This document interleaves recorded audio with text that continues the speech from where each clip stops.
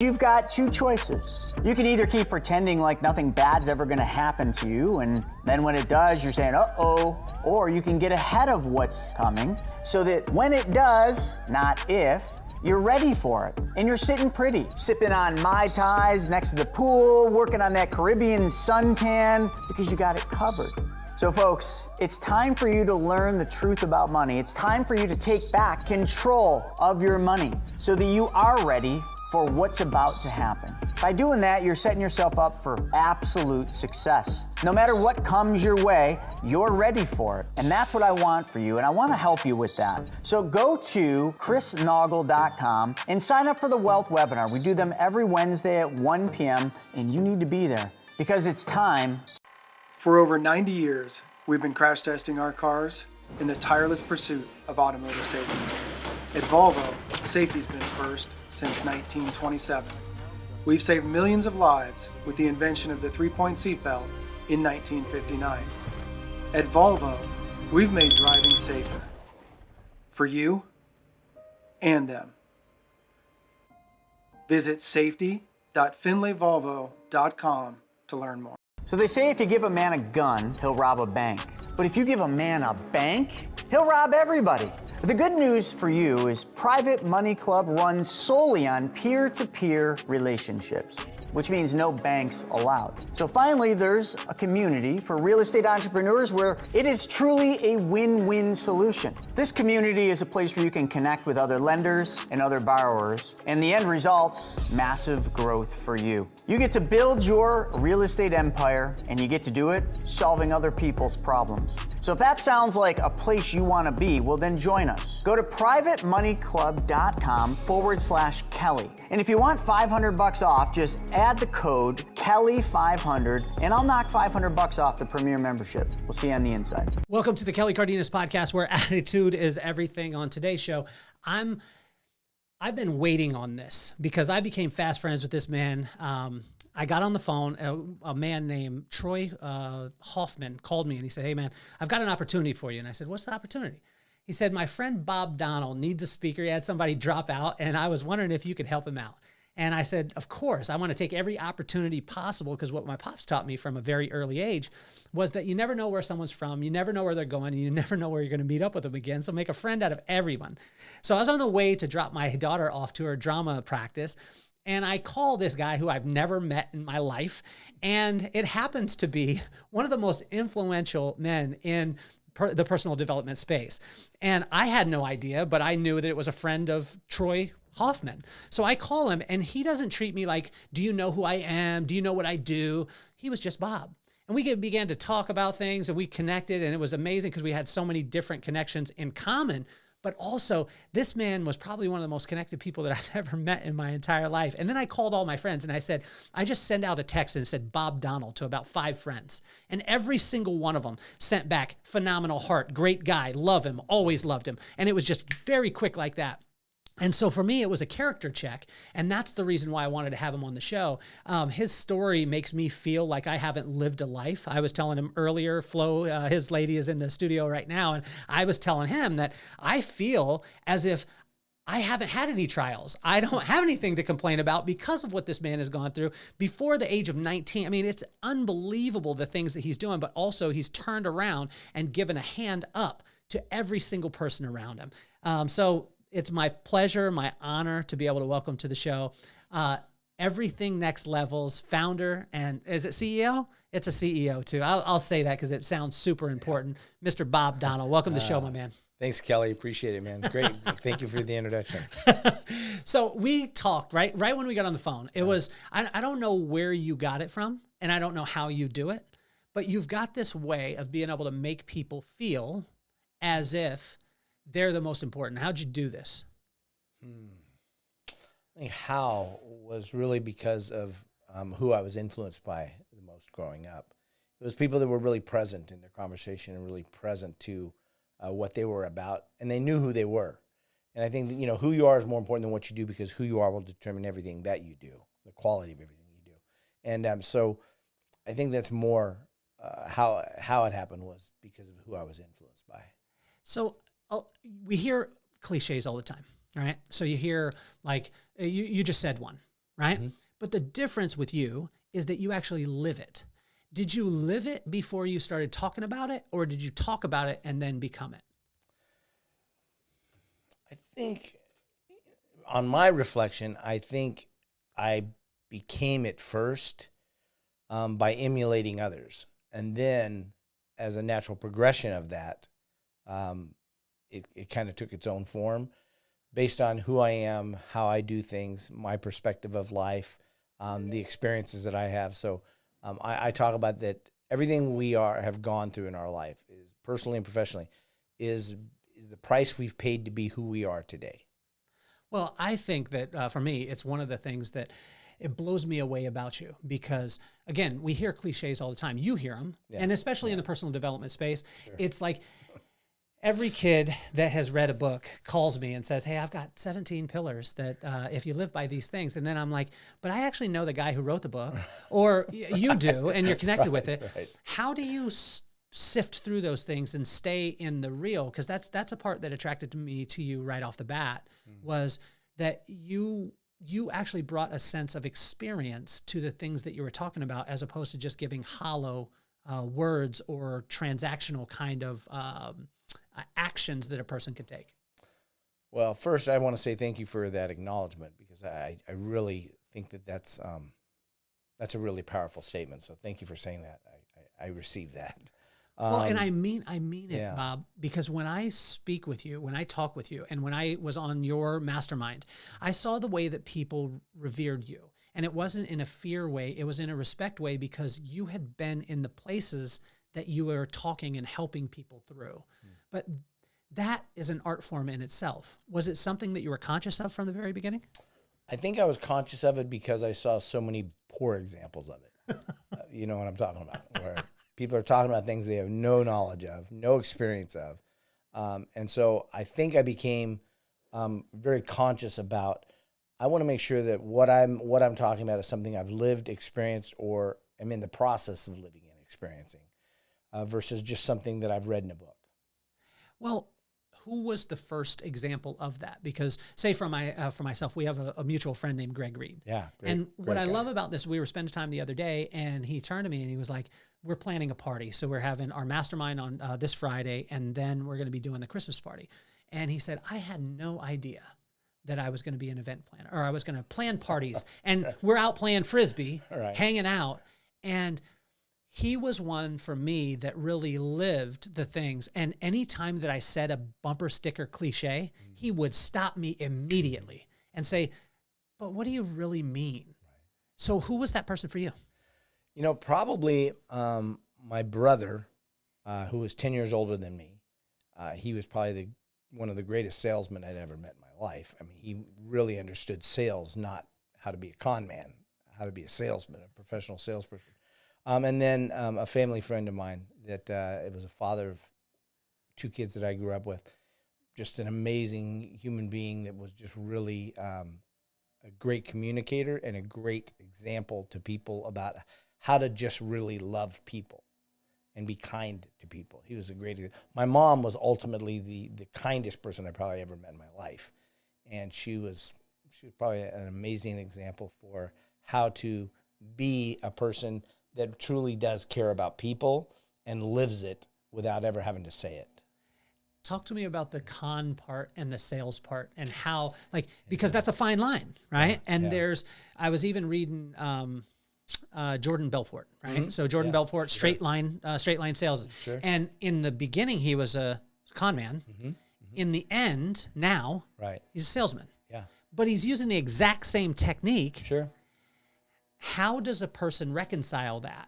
Because a lot of people say, I'm not a salesman, I don't want to sell. But at the end of the day, with everything next level, if it didn't sell, Bob wouldn't be able to enjoy the life that he's enjoying. Absolutely. I mean, I think one of the things is to realize that the difference between manipulation and influence is intention. So if you're operating from a place of getting someone to do something, whether it's good or bad for them, or whether it's good for them or not, but it's good for you, that's manipulation. But if you're helping them determine and do what is right and best for them, that's influence.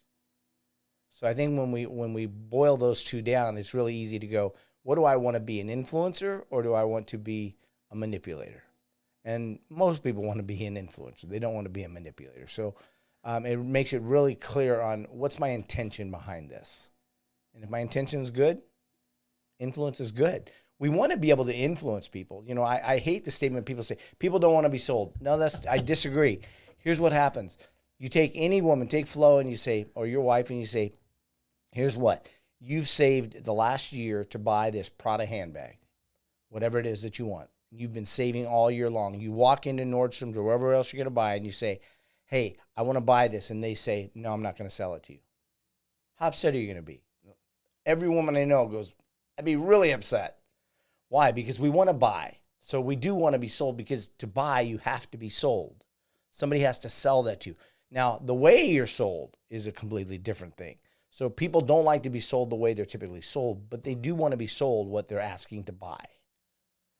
So how can a person take and again reconcile that where there's technique, right? Yeah, so there's technique in it, and you know, in any business there is. How do you stay so connected where people who are a part of Everything Next Level, I saw them, I was around them. You know, they all want to be there. They all want to contribute. They're not looking at Bob as the savior. And what I loved about that was a big thing that I noticed was that you weren't the guru. Mm. You were a facilitator to be able to bring people into this incredible environment and culture, and it didn't put all the focus on you. Was that part intentional for you? That part was intentional because I truly believe, and I make this statement a lot, that I'm so flawed, I'm perfectly flawed. And so I have no misnomer that I've got it together. I just have a misnomer that I'm living it out loud, and I'm willing to share it with people. And so in that process, it makes it really easy for me to go, yeah, there's nothing special about me except that I'm a child of God, and that I've been through some experiences that have crafted me into the person and the decisions I've made with those to be who I am today. Well, let's talk about the things that crafted you. You know, before you were 19 years old, you went through more things in life. I was saying it earlier in the introduction that it would cause a lot of people to quit. It would cause a lot of people to go a different way, right? Now, I don't think, and you're probably not going to take credit for that. You're going to, but I want to know what was set for you before those circumstances happened, and you could go into those, but what was set before you that when those circumstances happened, that you reacted the way that you did, and you stepped into action to help others as opposed to just going into your own dark place? Again, I think the people that influenced me, my brother, my friend's family, and my mom were really the influential people that helped me to say, this is happening, what am I going to do with it? And I think when you approach everything that happens is, okay, this is what's happening. Real, not imagined, not better, not worse. It's just real. And then what am I going to do with it? Then we take ownership and responsibility for what are we going to do with this? And I think that's one of the biggest things that I was taught really young. Ownership, and then asking the question, what am I going to do with it? Where was the first example of that? Like, you know, you talk about your mom, you talk about that. What were some of the specifics that maybe mom sat you down? Because for me, I remember a specific time where my parents split up, and my mom grabbed us. My dad went to go get some boxes. We were moving at the time. My dad went to go get some boxes. My mom grabbed duffel bags, threw all our clothes in it, tossed us in the car, and took off. Had no place to go. But in that, what I noticed, what I realized was that when it was time to go, when there was a time and she needed to step into action, it was go time. She had no plan. She didn't know where to go. She didn't have any place to stay, but she started moving and then started figuring it out. That for me was a big thing in my life. What was that thing for your mom, like with your mom, that helped you? Yeah, I think that's a great example from your mom. What a gift that was for you to witness that firsthand. I think that's one of the things that I loved about my mom is she just lived it. And then you just figured it out. Okay, this is what we're going to do. I went to 6 different high schools, over 20 different elementary schools and junior highs. And people always say, was your dad in the military? No, don't know anything about my dad. Never met him. Don't know his name. Don't know anything about him. This was simply my mom. And we moved a lot. And I always thought, we just moved a lot. But then as I got older, my older brother was like, you know why we moved so much? No, I don't. Why? Well, because we couldn't afford to live where we were living. And so mom would lose a job or whatever. She raised three boys by herself without any child support that I know of, and two different fathers. But he'd say, mom would live where we could as long as we possibly could, but if she lost a job or didn't get any income in, we had to move. And my mom was so kind that she had so many people rooting for her that we were allowed, I was told we were allowed to live places, for months longer than we really were able to afford it. And because of her kindness, and people would just, be very kind to her and us in return. So, what about the superpower that it creates when you have to move? Because this is a thing that second generation, right? So when you come from that, a lot of times the second generation is like, I'm going to keep my kids in the exact same house. I'm going to grow up in the exact same neighborhood because I want them to feel comfortable. But I find that every single person that has grit and can move through things was uprooted, and most of the time was uprooted and had to deal. And it seems like you had to do that. Talk about that superpower that you have and how that created it. I think the superpower that came out of that for me was that I learned how to read people really quick, and I learned how to either develop whether I wanted to be, whether they were a foe or they were going to be an ally. You go to school and you're always the new kid in every school. Well, you got to determine pretty quick whether they're going to be a foe or an ally. And I think that was one of the superpowers that came out of that, was being able to read people really quick, read situations well, and then do the things necessary without compromising who I was to align myself with the right people versus the wrong people. At what age did you start to realize that? Because we lived in a military family, and I got to speak to some veterans recently, and I said, you guys all have a superpower that you don't even know about. And they were like, what is it? And I said, you lived in a culture and a neighborhood that had everybody, that had Black, Japanese, Chinese, Filipino, Mexican. And a lot of times there was two in one household, a Black and a Mexican mom and dad, and it made a child that's mixed. And so when you're on a military base, you're forced into this. But when you move into your own neighborhoods, you generally find a neighborhood that looks like you or is connected, whether it be economically or visually, that looks like you. So when I told them that, they were like, oh, well, I saw that as something that was a hit against me. I constantly had to change. I was in upheaval, and I was like, no, that's a superpower. And so at what age did you start to realize that you could read someone? I mean, was this from a very early age? I remember like in fourth grade, I remember picking up clues that, wow, I can see things that maybe other people are missing about people. And then that kind of pushed me into really wanting to learn about that and learning about human behavior. But yeah, probably third, fourth grade, I remember going, I'm seeing things that people aren't seeing about other humans. What about there? I mean, there were some traumatic things that happened before you were 19 years old. There was a car accident. Am I correct? Yeah. There was a car accident. I thought I said 7 and 9, and you were looking at me like I was crazy this morning when before we started. But I was throwing in, I was exaggerating it and making it even bigger. Yeah, I felt like big fish this morning. But talk about that part. And you stepped into action when this happened. A lot of times, again, people go down a dark hole when something happens to them. Right. The abused becomes the abuser or becomes the advocate for the abused. Sure. Right? Sure. And you seem to, jump to that other level and become an advocate. Why was that? Yeah, I think it boils back down to, to what I was saying about when you look at a situation, the best question you can ask yourself is, what am I going to do with it? It's present. It's what it is. What am I going to do with that? And I think, even when I was young, I remember saying, okay, so this has happened. What am I going to do with this? What happened, Bob? Like what? Well, Take us through it. I was, moving around so many times. It was a big thing because I was always trying to fit in or figure out who I wanted to fit in with. That was a big thing. Then, you look at 15, I was hit by a drunk driver on my motorcycle, put into a coma for 3 days, wheelchair for 7 weeks. Trying to figure that one out was a navigating. But at 15, my mom was told she was dying of cancer and was going to die within 6 months.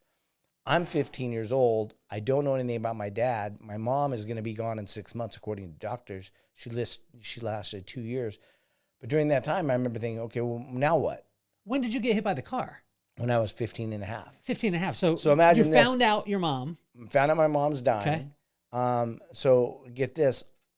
I get hit by the motorcycle, hit by the drunk driver. The cop shows up at the door to my mom and says, we need to go. Your son's been in an accident. She says, can I call his brother? He's on his way here. He goes, I don't think you have time. So here she is dying of cancer, and here she is now being faced with possibly losing me. And so when she got diagnosed, it was 6 months later that you got hit by the. It was probably within 6 or 8 months. Yeah, maybe, yeah. What is your family going through during that time? Well, my older brothers, I had 2 older brothers, and they were both 10 and 9 years older than me. So they were already out of the house. Okay. My older brother really tried to step in and help my mom and all of that. My other brother was living in Oklahoma and married. So I think they were dealing with their lives and trying to help that at the same time, my mom raising me at 15, 16 years old by that time. And when I got hit, my brother, was coming on his way to our house already. So he was there when she got to the hospital. So how did she react? Like when she walks out, you were in a coma though. I was in a coma. So you have no idea. I have no idea. What does a coma feel like? Do you remember anything? Are you going towards the light? No. No, I don't remember anything except you just went to sleep. So you took a nap for 3 days. Took a nap for 3 days. No recollection, no nothing going on, because people will talk about like, Right. oh, I saw the tunnel, Yeah, I saw the light, and it was like, go back. I always want to know. I mean, Yeah. There wasn't I didn't see anything. nothing. The only thing I remember about being in the hospital was when I came to, there were some people around and they were talking, and I'm like, hello, what's going on, guys? Did they have to strap you down because did you have like tubes in your throat? No, I didn't. This was way before that. So, Okay. This was old school. They This were is like, old rub school. some dirt on it. Yeah, put some dirt. Get some, Get up and walk it off, kid. get some Robitussin and everything Yeah. will be fine. Yeah. They did strap me down when they put me in the ambulance. I guess I stood up and I tried to stand up and fight because I'm claustrophobic, and so they were putting straps on me, and I fought it. But then they got me subdued. And Where did the claustrophobic come from? I'd like to know. No, I probably do know. What do you know? My brothers, they used to again, stick 10 you and in the 9 years closet? older than me, they Okay. thought that was cute, right?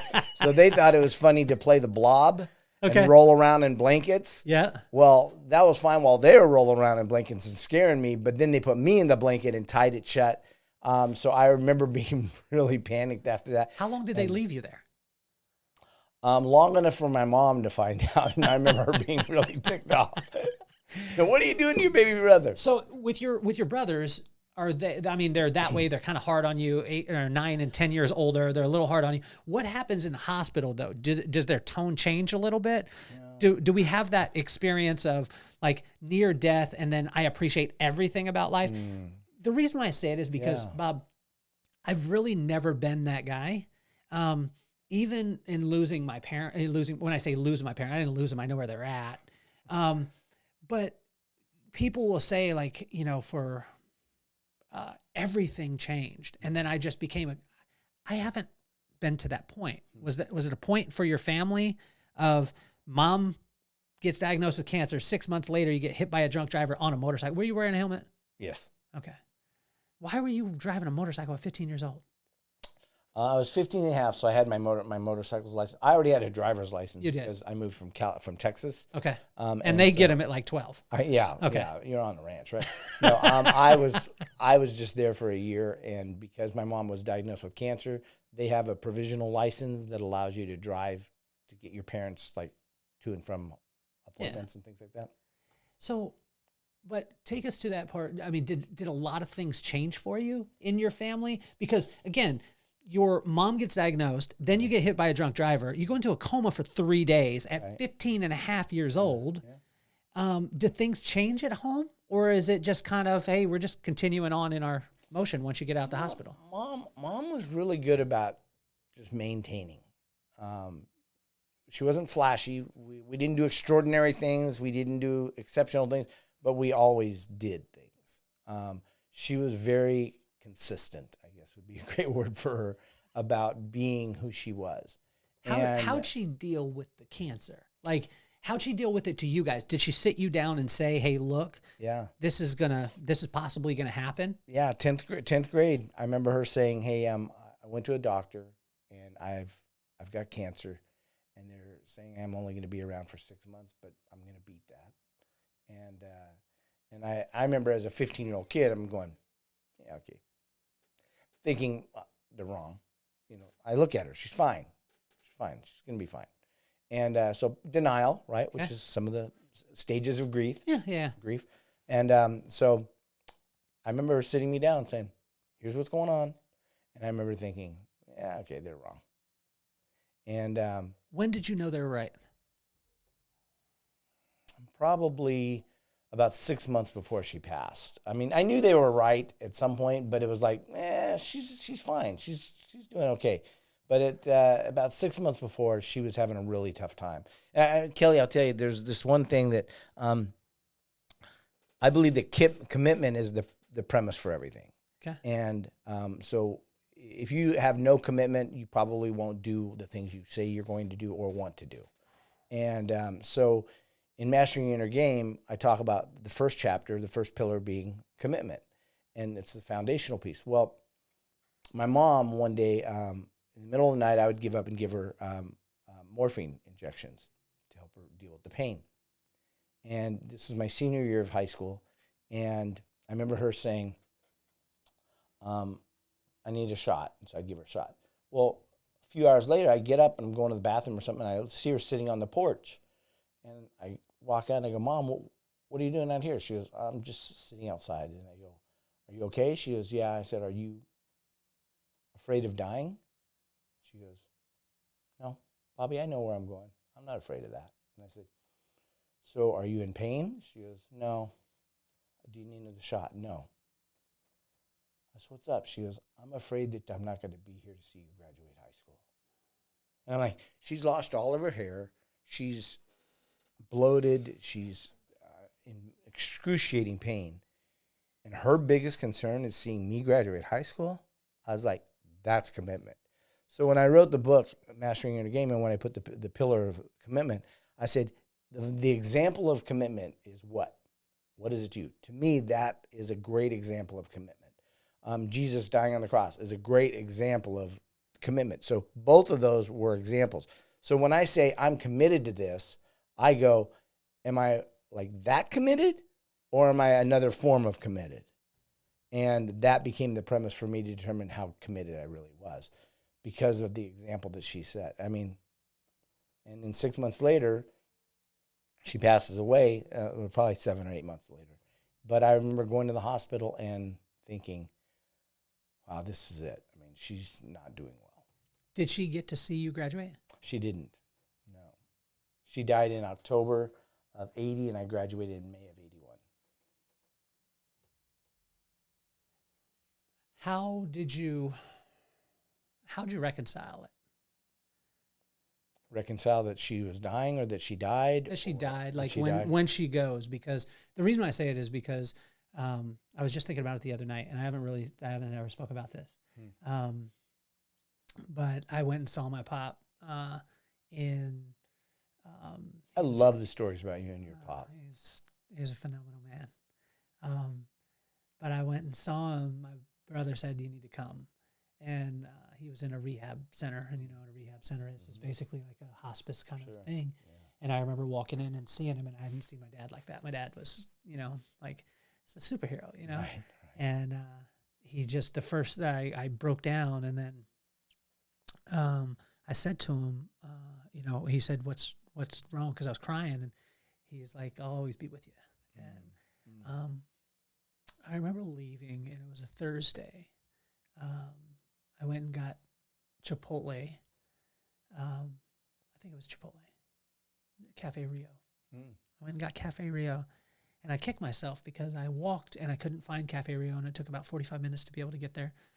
finally found it, did it, and then I looked back and I was like, that 45 minutes I could have been in the room chilling with him. And I remember that Thursday night, I was my Uber arrived, and I was flying back here from Las Vegas. That's where he was at, and I remember leaving the room and closing the door and thinking, this is probably the last time I'm going to see him.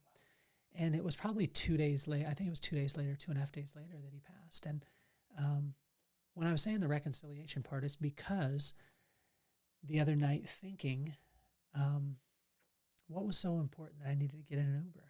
There wasn't. And so it still haunts me. Yeah. I haven't talked about it until you, and just don't tell anyone.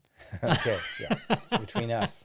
How'd you begin to reconcile? I mean, I was, I'm 48 years old. I was 46 when he passed. You're 15, 16 years old. 17 when she died. What do you do? Like, take us to that point when you take us to the point where when she passes. What do you do?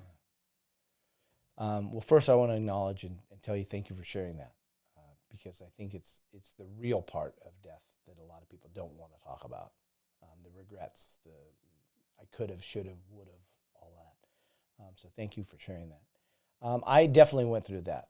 I remember I was at the hospital. I remember saying, her saying, why don't you come visit me more often? And I said, Mom, I'm in my senior year in high school. I'm trying to get out of high school. I'm trying to do this. I got friends. I'm trying to, all the excuses, right? And for a long time, I beat myself up about that. For a long time, I was like, that was really crappy for you, Bob. And luckily, like I said, my older brother, he made a comment to me. He says, you were 17, Bob. You were 17. Come on. Give yourself a break. And I remember the night she was at the house, and I was taking care of her, and I couldn't take care of her anymore. I was just tapped out. And I called the doctor, and I said, she needs to go back to the hospital. And they're like, she doesn't want to come to the hospital. She wants to be, comfortable at home. And I said, I can't deal with it. I just can't deal with it anymore. And so I made her go back to the hospital against her wishes. She did not want to go. But the doctors said, okay, took her back.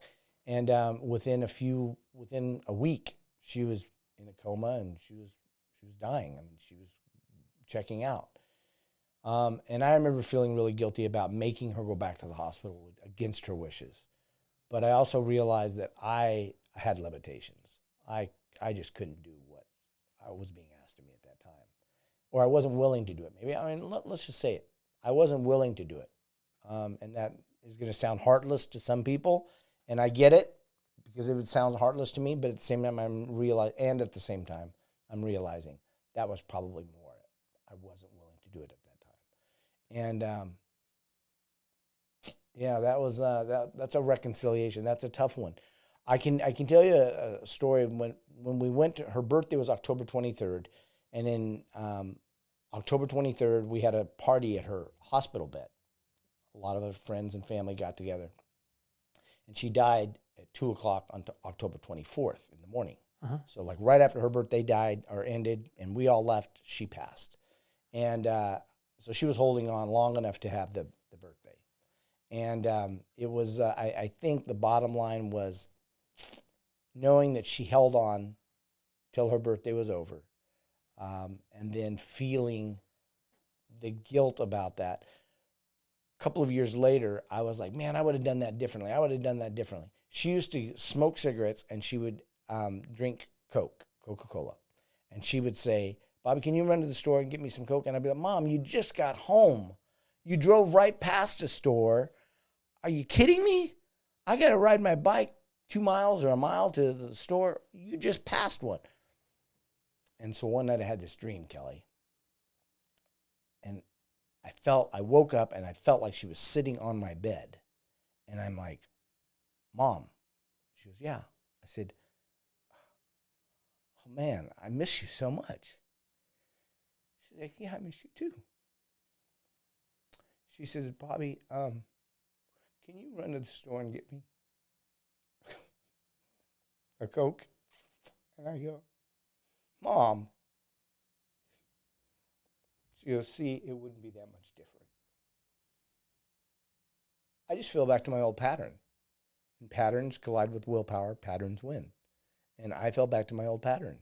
And she called me on it from that dream or whatever that was. Her visit, she was quick to point out that, you know what? Even with the remorse that you have, you would have still behaved that way because that was something that was just who you were at that point. And I remember thinking, how many other things in my life do I think would be better or would be different, but they really wouldn't be? How do you get rid of the coulda, shoulda, and woulda? I'm a big one on association. Who do you have with you, right?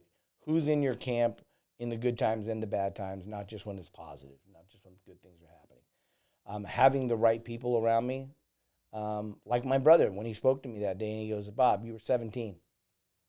Come on. You just didn't know how to deal with it. So give yourself a break on it. Having that, having people that challenge you and encourage you, I think that was probably the biggest thing for me.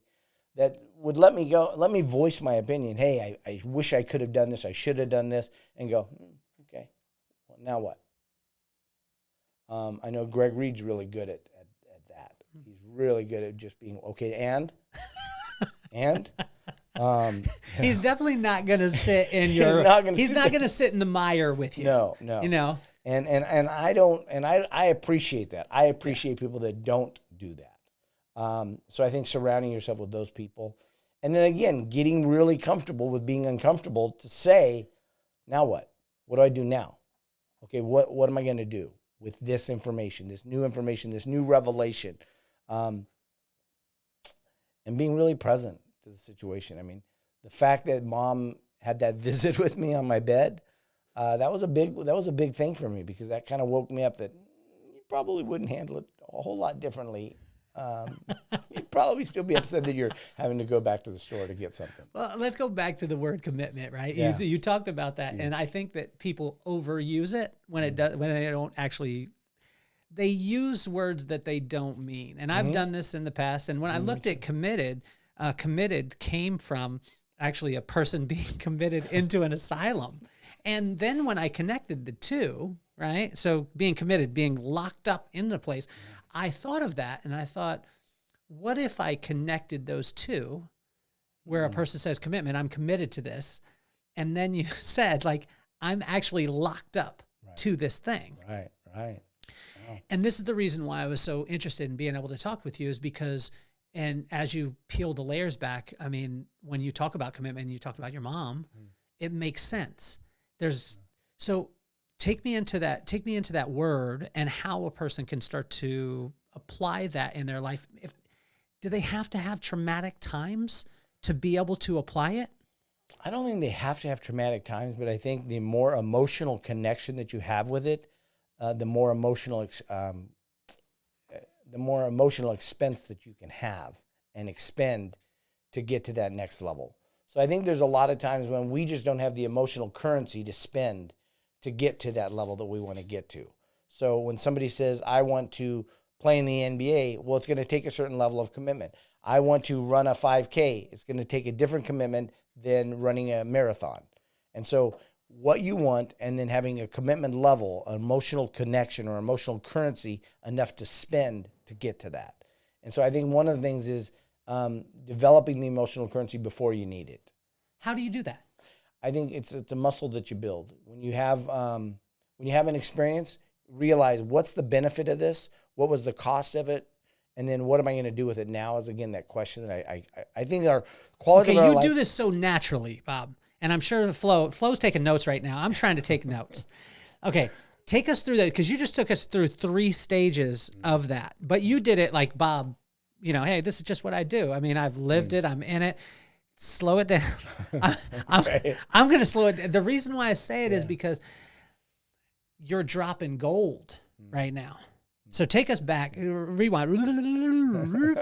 For the kids out there, they're like, why don't you just scrub it? You don't have to actually rewind it. Take me back into that. When you have a situation, first thing that you do, like an adverse situation, what's the first thing we do, Bob? Panic. Okay. So, and that's okay. Right. Stress out. Yeah. After panic or stress, what's the next thing to be able to help you in the next scenario? I think it's always going to boil down to the questions you ask. And so the first question I ask is, what is happening? Okay. Really happening? So anyone watching or imagined. listening, this is what I encourage people Yeah. to do. Stop and write that down. Gino is one of my incredible friends. I'm going to see him. He's a huge supporter of the podcast. Write this down. So say that question again. When a circumstance happens, it's okay to be stressed out. Be stressed out. Or It's panic. okay to panic. I mean, it's Okay. okay to be upset or frustrated. I think we discount those emotions, and I think sometimes those emotions can actually be the driving force to get the solution that we want. Ooh. Okay, so then the question, what's the first question we ask? What really is happening? Okay, what really is happening? What happened? Okay, Yeah. then what's the second one? Probably the next question I would ask myself is, what am I going to do about it? What am I willing to do about it? Is there a difference between what am I going to do about it and what am I willing to do about it? Yeah, because I think a lot of things we have to determine what we're willing to do about it before we can determine what we are going to do about it. So when we determine that I'm willing to drop everything I've got and do this, like your mom, I'm willing to move out, take my kids, move, get in the car and go. I'm willing to do that. Okay, now what am I going to do? I'm going to get in the car and I'm going to go right now, not tomorrow, not next week, but now. And so once we determine what we're willing to do, then we can actually do it if we're willing to take the action. And so then the thing is, the question I would ask myself is, what am I really trying to achieve in this? By leaving, am I really trying to achieve getting away and be in a safe place? Or am I trying to go to something else? Or am I trying to just avoid something else? So the questions are going to really boil down to the quality of the connection that we're going to make to that event. So once we assess, we ask the questions. What's next? Because this is where the analyzation, right? Yeah. So we'll get, this gold. Yeah. Gold. Thank you. Okay. Take me again. Situation happens. Bang, it happens. I get stressed, I panic.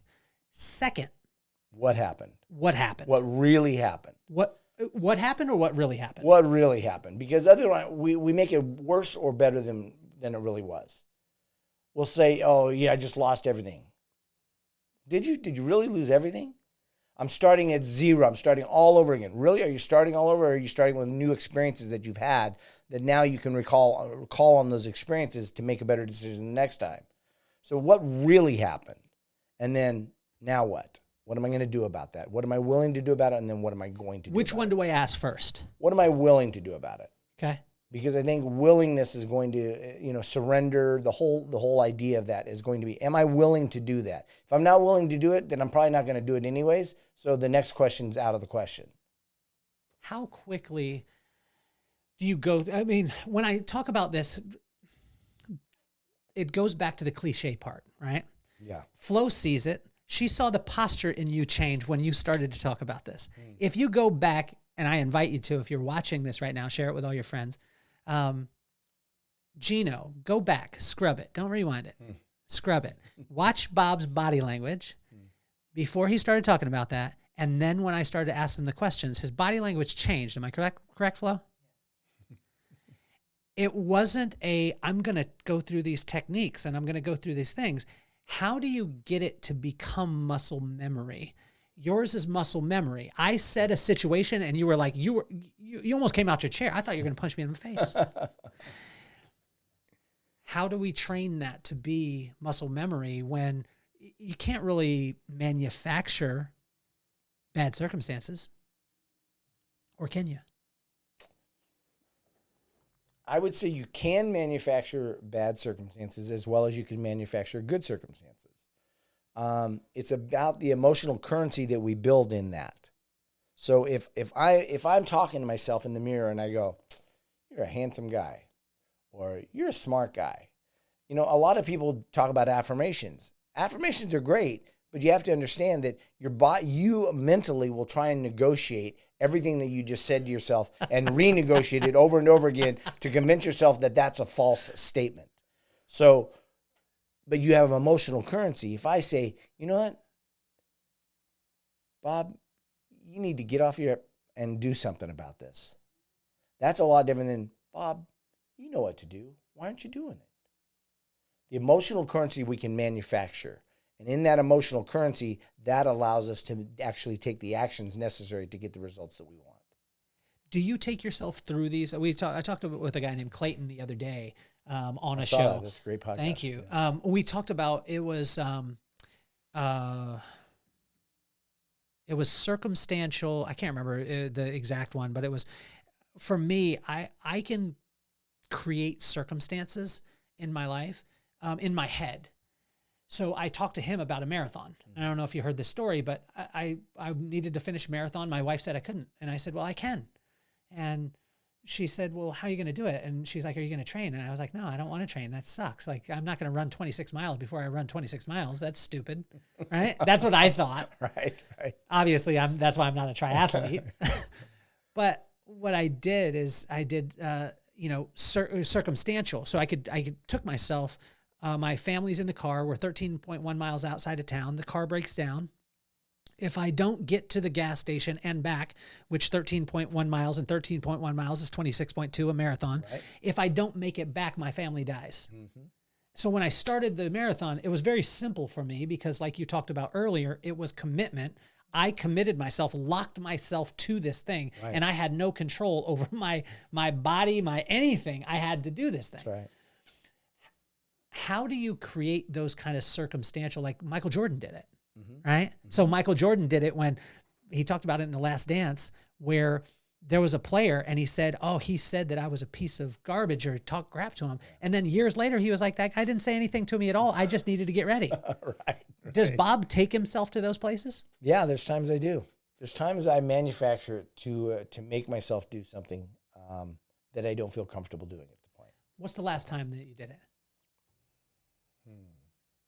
Slow. Boy, I do it frequently. Is there a sense? Because like this morning, I'll tell you, this morning for me, for some reason I got up at 5 o'clock. Okay, rolled over. It was dark outside. I'm having a conversation for 1 hour, actually an hour 15 minutes with myself. When you talk about committed, I should have been committed this morning. For an hour and 15 minutes this morning, Bob, I had a conversation with myself. You should get up, Kelly. You should go in and get your bike kit on and ride uphill on Aviara because it's called 30 minutes to stay alive. That's what I call it. Mm.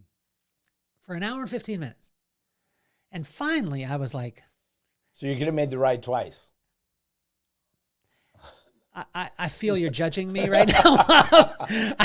I'm with you. I feel like you're judging. I felt a lot of heat and judgment coming my way. I can resonate with that conversation. I wish that I would have had my next level, everything next level trainer with me, because really I could have done 2.5 of these. And I called it 30 minutes to stay alive because my wife was saying, my dad passed away at 68. My mom was 62. And she was like, we need you. You're 48 years old.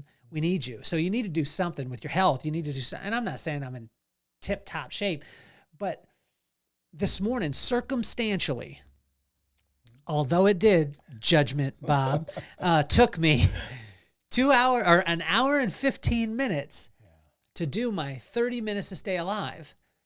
I created circumstances in my head that caused me to go get spandex on when most guys aren't super excited to get spandex on in the morning. I hear you. Tell me the last time that you knew the right thing to do, because I know getting on my bike was the right thing. You didn't want to do it, and you created something and you made something up to get Bob to be able to do it. I think a lot of times it has to do with the last time. Probably yesterday, there had to have been at least a couple, and a couple of them where I did the wrong thing.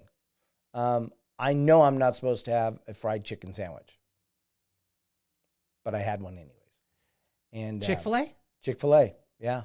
Okay, so Chick-fil-A or Popeyes, better, or which one? Well, I like Chick-fil-A. But we had this discussion yesterday about that too. Why do I like Chick-fil-A? I like the morals. I like the ethics. I like the reason they have the foundation to begin with.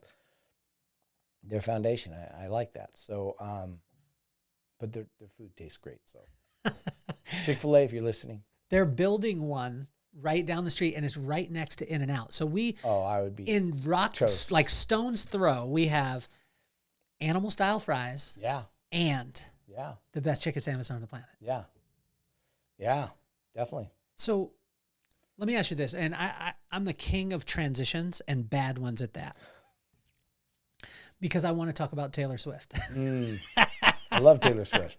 I'm a fan too. I love her. Because this is the reason why, when I look at your career, now there's a difference when I talk Taylor Swift and then I talk Taylor Swift, Travis Kelce. Yeah.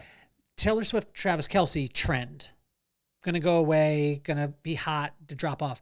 Taylor Swift as a artist, she's proven over time, right? And I didn't believe this at first, but I saw it happen little bit by little bit by little bit by little bit.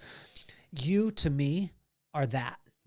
You have a brand, and who Bob Donnell is that person that maybe everyone didn't know about him right away, but everyone's beginning to know. And then the people that get to know you are like, oh my gosh, it's so amazing. He came on the scene. No, he didn't come on the scene. Right. How do you stay being that Taylor Swift as opposed to Taylor Swift and Travis Kelce? Wow. I think it's staying in the moment, staying present, and thank you for. I'll acknowledge that you acknowledge that. So thank you. Well, I want to tell you, and Flo, because Flo is going to have to deal with your ego when we're done. I'm not saying that you're a good musician. I don't know if you can play anything, Bob. I don't know if you can sing, but I'm saying that the longevity of a brand is something that most people don't ever connect with. They don't look at, wow, they look at, maybe some look at the body of work. Most look at the work that I'm doing now. I need to figure out the algorithm so I can pop. Right. And I can blow up. Very few are looking at their body of work. You have a life of work. Yeah. And when I look at that, like, how does it have to be conscious from the beginning, or are you able to give yourself grace as you go along, where you say you make mistakes and then you make them better? I think you have to extend grace to yourself, and be grateful. Gratitude, obviously we hear gratitude all the time, but I think you have to be grateful for the experiences, and you have to be grateful for the way you handled them and the way you didn't handle them, and being grateful for that. How can a person be grateful for getting hit by a drunk driver at 15 and a half years old? Perspective. It gave me a new perspective on, like, wow, I could have gone. I could have been done. It also, perspective on appreciation for life, appreciation for my family, appreciation for those people that were with me, that were around me. One of the guys that was with me he was on his motorcycle, and we were going to Temple City Honda to get spark plugs, and he passed through the intersection before I did, so he made it through. I didn't, and then he came back and saw me arguing with him to try and get up and out of the gurney, and they won. So Is perspective, Bob, is perspective like wine? Does it have to age, or can perspective be instantaneous? I think perspective can be instantaneous. It might mature and get better as you go through time, but I think it can be instantaneous. Perspective was right then. Wow, I'm thankful I'm alive. Considering what they just told me, that I flew 30 feet, landed on my head, and I'm still here 3 days later, I'm grateful to be alive. Perspective was that quick. But whether it became wisdom over the course of years, and Greg talks about wisdom and counsel and all of that, right? When we talk about wisdom, that may have taken some more time to develop in that. What about when things pile up? So you have mom, get diagnosed, got a little bit of time to live, then you get in an accident, and things start piling, because this is what I see, where I see people crack a lot of times. Sure. And myself, even, there's times where, this happens and then that happens. And it's like, we say this to ourselves, and I don't know if maybe I'm just the only one. Can you give a brother a break? Like, help a brother out. You know what I mean? Like, maybe they're not saying it in those realms, but what about that person that it's, I have a friend. He just got diagnosed a year and a half ago with brain cancer. Okay. 2 young children, 2 and 4. Okay. That happens. Yeah. Then just a couple of months ago, he's on, I think it was, his medication was $60,000 or $65,000 a month, one medication. 3 months ago, loses his job that pays for the insurance that he only pays $35 a month for the $65,000 a month. And now he's faced with that reality. Yeah. And it keeps piling and piling and piling. When those things start happen, how do we go to this is my challenge to the mindset mantra people. And that's the reason why I want to talk to you, because I don't feel that you're one of those guys. You're one of the guys that has lived it. You've been in it. You've been in the car crash, and now you're talking to the people about that have been in a car crash, as opposed to theoretically this would work. Yeah. But take me to that when it's piling and piling and piling. How do you start? Ooh, man, I think the biggest thing is to, your inner game is different than mindset.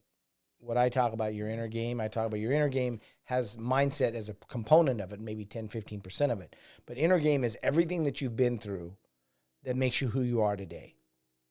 Your inner game, your psychology, your belief systems, your values, your personal constitution, your faith, everything boils down into your inner game. Your inner game must be strong enough to support the life that you're trying to build on it. Or it's just like the house that has a poor foundation. It comes tumbling down. I mean, ideally, it'd be great if we had a foundation that was poured for us to endure those kind of things, but some of us don't have that at that moment. We may have to build the foundation as we're building the structure, which may be really, really tough. And I think that's what happens to a lot of people. They're trying to build the foundation to support the structure, but they're building the structure as fast as they're building the foundation, and it makes it really tough. We see that in professional athletes a lot. We see that in, the Peter Principle when we talk about business. It's that element that if we're not careful, we start to fall rapidly because the foundation is weak. And so the foundation may not have been poured for your friend to do that. That's insurmountable. I mean, it's tough. What I would say first is, again, look at it what it really is, not what it feels like it is in that moment. Because when it feels like it in that moment is probably more than we think we can handle. Be honest about what it is first, what really is going on. Lost his job, lost his insurance, lost the capability to have the life-saving medicine that he needs. Now, what am I going to do about it? Who am I going to surround myself with? Am I going to surround myself with people like we talked about, like, yourself or a Greg Reed, where they're not going to let you just wallow in it? Or are you going to surround yourself with people that are going to let you play that victim card? And it sounds like in some ways he is a victim of the circumstances. And so I don't say victim card in a bad way. I'm saying I get it. But then we have to say, what am I going to do about it? Am I willing to do it about it? And then what am I going to do about it?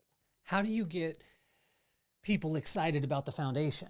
And I spoke about this before, where it's like the only person that loves the foundation is the person who already sees the structure in their head. Right. Yeah. But most people can't, when you're in those type of circumstances, right? Yeah. When you lost your job, or I'm not even talking about just my friend, but a person out there that loses their job, or maybe their job is getting eliminated, or they're going through a divorce, they lost a child, whatever it is. A lot of times people come around them and they're like, but you got to see, and they can see it, the big picture, but that person, how do you get people excited about the foundation when that's not the shiny, exciting thing? They just want, give me an action that I can do to get me out of this, but they don't realize that if you do that, that action will crumble anyway. Right. But again, how do you sell that? You sell the dream, you sell the vision, right? What is the vision of their life? Do they have a vision? Most people don't have much of a vision for their life. So when something like this happens, the vision's gone. The Bible talks about without a vision, people perish. Well, so what kind of vision do they have? Man's Search for Meaning by Dr. Viktor Frankl is one of my favorite books of all time. And I love the premise of what's your vision for beyond this moment? Serving in a concentration camp. He was in 3 different concentration camps. How do you serve, how does that serve you? Well, man, you would think it doesn't serve you. Oh, it serves you if you have the right vision and you can see beyond this. What do you see beyond this? I see reuniting with my family. I see reuniting, that's going to be a driving force to help you to weather the storm. Do you have a vision for beyond this moment? If not, you're probably going to be relegated to this moment. So what's the first stage in helping that? Because you said that, some people like yourself, I mean, you were given fortitude, not by God granting you, here's a gold briefcase of fortitude. It was your mom is diagnosed with cancer. Mm-hmm. You're going to get hit by a car. You're going to go through all these challenges. Right. So does a person look forward to, I can't wait for the next ball to drop, so then I can start building my foundation? It depends on what it means to you. So the first question I ask in any of my coaching clients is I say, what does this event mean to you? Because if it means to, I'll give you an example. I had a girl say, hey, I want to quit smoking. I'm really having a hard time. And, I heard you talking and I'd love to talk to you. I'm like, well, what does smoking mean to you? She goes, well, I don't know. I said, well, why is smoking so hard? Have you ever quit before? She goes, yeah, I quit before. I said, then why'd you start back? Well, because I had a traumatic brain injury and I started smoking. What does smoking mean to you? She goes, it meant life. I said, well, then you're never going to quit smoking unless you want to die. Because what it means to you is life. She went, I said, so we got to rewire the thinking that it doesn't mean life. It actually means death. Do you believe that smoking is killing you? Yes. That's why you want to smoke. Stop. Yes. Okay, so it doesn't mean life. It means death. We have to change the meaning of it. In Man's Search for Meaning, what is the meaning that what you're going through represents to you? Because if it doesn't represent life, it represents death. So we have to change that meaning so that they can take proper action at that point. Without changing the meaning, it's going to be very, very, very tough to change it. Is this stuff now simple to you, and where do you think that you would be? Because I look at you, and you have gone through amazing things. You have accomplished incredible things in your life. And now you're reaching back to be able to give a hand up. What would happen with Bob if he didn't reach back anymore and just pushed forward? I'd deplete myself. I think in reaching back, I believe that what we end up doing is we start feeding our soul. And in feeding our soul, it gives us the ability to sustain moving forward. And when we stop reaching back, we stop feeding our soul, we start depleting our ability to move forward, and therefore we become stagnant. What about the person that says, you have to take it and focus for you. It has to be you first. I was never taught that way, but I saw the highs and the lows from that too. I saw, a family be at dinner, our family, we lived in a double wide mobile home on the side of the freeway, having dinner and a car breakdown on the side of the freeway. Well, dinner's over at that point. My dad's on the side of the road. My mom's out there making sure that the family is okay. They bring them in. We have dinner. There was times, selfishly, that I was like, this was our dinner. Mm-hmm. It wasn't theirs. Yeah.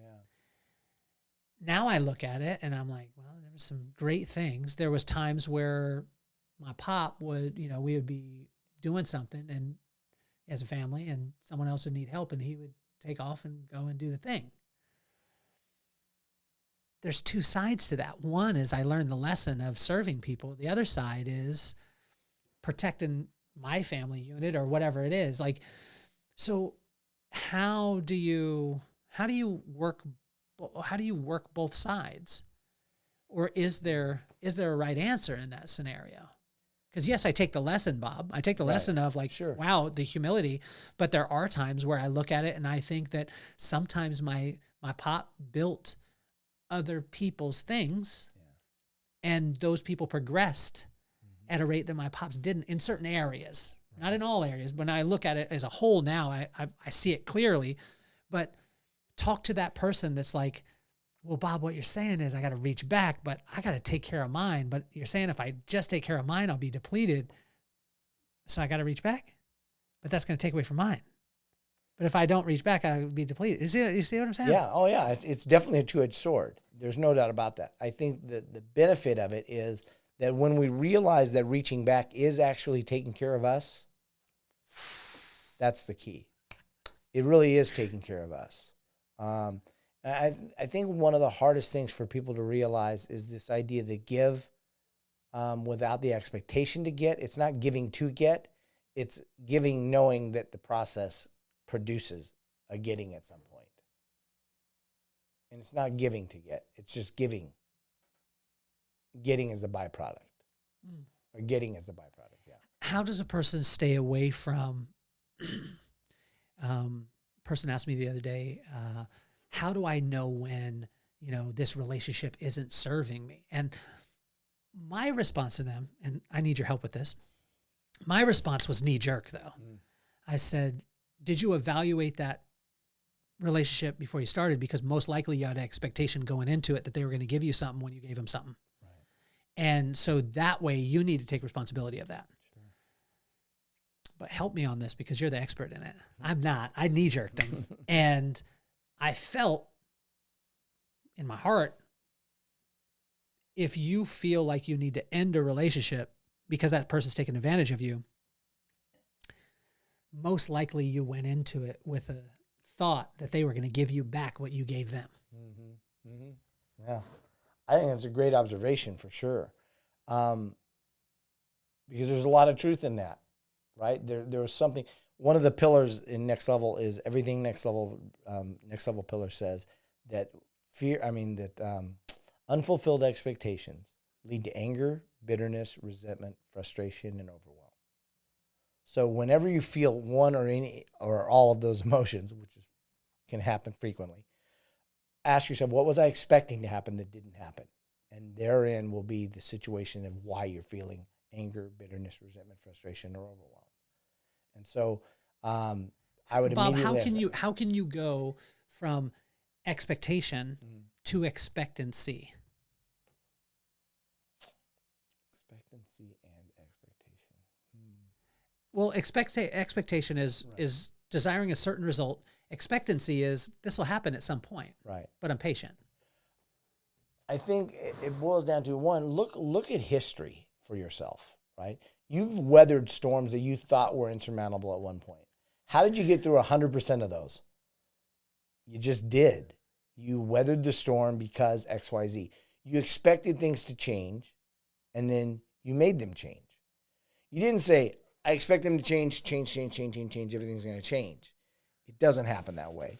It takes some effort. It takes building that muscle. It takes exercising it. It takes, asking better questions, surrounding yourself with the right people. All of those things that we know to be true, foundationally true, we need to say, how did I get through them before? What do I need to do right now to get through this situation?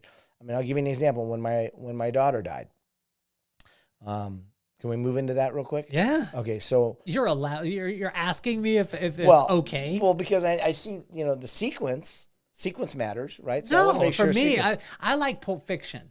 We can start. We can start at the end. We go to the middle. You know what I mean? Good. And if we don't, then I'll have the argument with the executive producer, who's me, and so we'll be completely fine. Nice. So I love how you transitioned there. I mean, you went from one to the other. Go.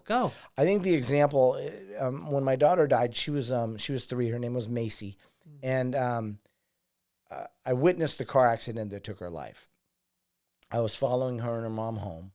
And in that process, the car ahead of me was her and her mom, and they were driving. And I see a red light starting to come, and she's not slowing down. She's just going through the intersection. And I'm thinking, what? And you know how when something like that happens, it happens in slow motion. It's not sped up, it's slow motion. So I remember going, what is going on here? And thinking, wait, stop. But she went through the intersection, she veered off, hit the pole dead on, never touched her brakes, just hit the pole. And I realized in that moment, that's my daughter in the backseat of that car. And so I run up, I pull out my daughter, and she's in her car seat. We pull up, and we lay her on the ground, and I start breathing for her until the paramedics get there. But she dies. 3 days later, 2.5 days later, they declare her brain dead, and we unplug her. Well, in that moment, the toughest thing was, again, regret. Why did I let her ride with her mom instead of ride with me? Why, couldn't I have done something if I had just put her in my car instead of her car? But the car seat was already in her car. She was already riding with her. So, all the reasons. But I remember in that moment, I was thinking, now what? What do I do with this? And when we unplugged her, they said, we can keep her body alive, but she's no longer here. I asked the doctor, is she here in this body? And he said, no. And I said, if this was your daughter? And he said, yeah, she's not here. And I said, okay. So I said, well, somebody needs her organs. Her mom and I said, somebody needs her organs now, and maybe not be available 3 days later. They may be dead. So we made the decision that night to have her unplugged and donate 3 of her organs. And to the best of my knowledge, all 3 of those people are still alive, 20-something years later. And I looked back and I said, now what? How do I reframe this? Reframing is really important. And in that moment, I was like, okay, my mom died when I was in high school. My daughter's now passed.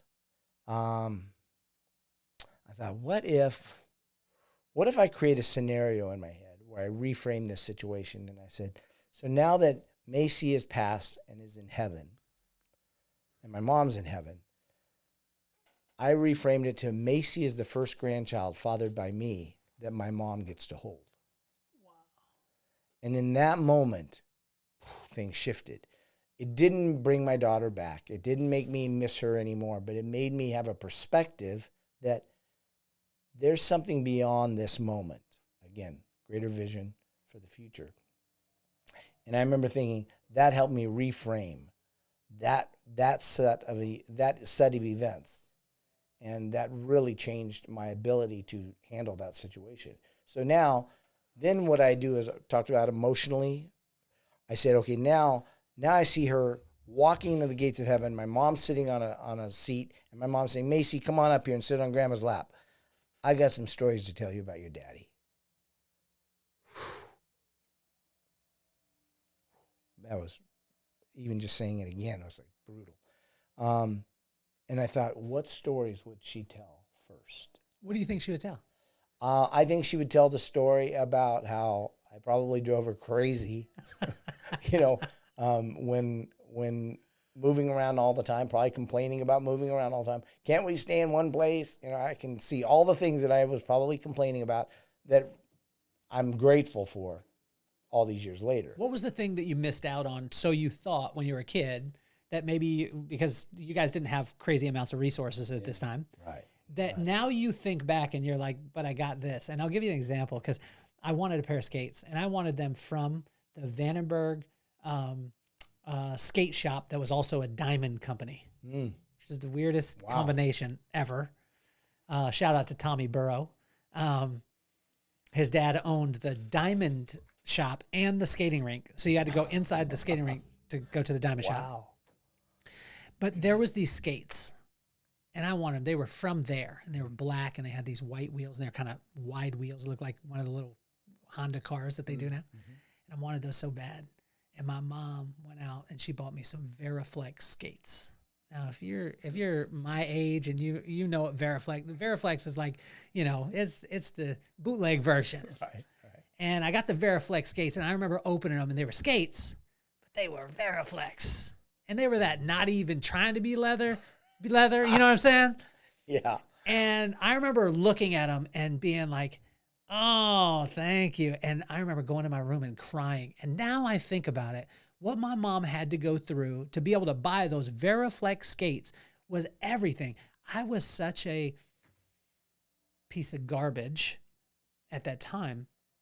Was there anything like that your mom is probably telling your daughter about, that she maybe got you the bootleg version and you were like, I wanted the real one, but that was all she could get? Yeah, I mean, probably thousands of things like that. I just remember, like, there were things that I wanted to do, like go to a carnival. You know, you drive down the street and you see a carnival. Oh, I want to go to the carnival. And I remember, you know, my mom, we didn't have any money to go to a carnival. I mean, we barely had money to put food on the table. And she would make a vat of goulash, right? And that was... Explain goulash to a person who doesn't know what goulash is. Elbow macaroni with tomato sauce. And on a payday, we might get some meat in it. Okay, some ground beef. Yeah, at best. Yeah. Okay. So a pot of goulash. Yeah, a pot of goulash. That would be our week for dinner. But you're driving by a place. So it'd be carnival. like, well, okay, I want to go to that. And Mom like, well, we can't go to that right now. And I remember one day, my mom calling one of our friends, my really good friends, Lisa and Laura. Lisa and Laura, just really, they're like sisters to me. And their mom and dad, their dad was the family friend that I said is probably the greatest influence. Their mom and their dad were amazing to my mom. And I remember my mom coming home from the carnival, or coming from driving past the carnival and calling their mom and dad, and their mom primarily at this point. And her name was Penny, like a second mom to me. And she goes, yeah, Bobby really wanted to go to the carnival. She goes, well, we're going to go to the carnival. We should go together. And she goes, well, I just can't. And she's like, we're going to take you guys to the carnival.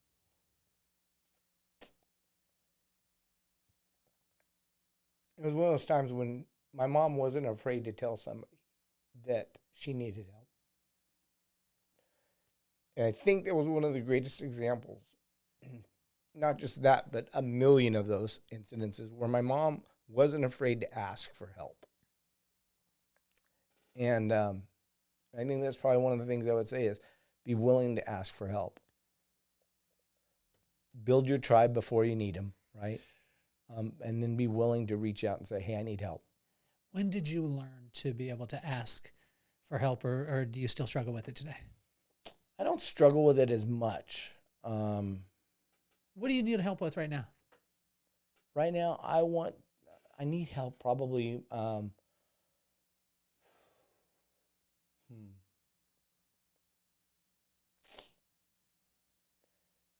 Always more connections, because connections really feed my soul. My ability to connect with people and their ability to connect with me. I like the ability to breathe into people, and I love to be able to receive the breath that they have. How do you condition yourself to receive? Like when I say ask for help too, you know, I've been waiting. I'm still waiting. I think I told you, always have my phone ready. Oprah hasn't called yet. But I know she's busy. You know what I'm saying? She's busy right now. She's been busy for a while, but every day I wake up and I'm like, today Oprah's going to call me. And when she doesn't, I'm like, she was busy. She was busy. And one person asked me, they were like, well, what if you get to heaven and she still hadn't called? And I'll be like, I know that Jesus is setting up a meeting for her with me when she gets here. So I just think in my head, like, but how do you get to that place, Bob, where do you allow people to breathe life as seamlessly as you breathe life into people? Probably better today than I've ever been, but still struggle. What do you struggle with when people, is it with compliments? Yeah, I mean, I think originally I had a problem with compliments. I mean, people would say, Bob, when you spoke and you said this, or that really changed my life. And I'd be like, yeah, okay, thanks. Not sure what to do with that.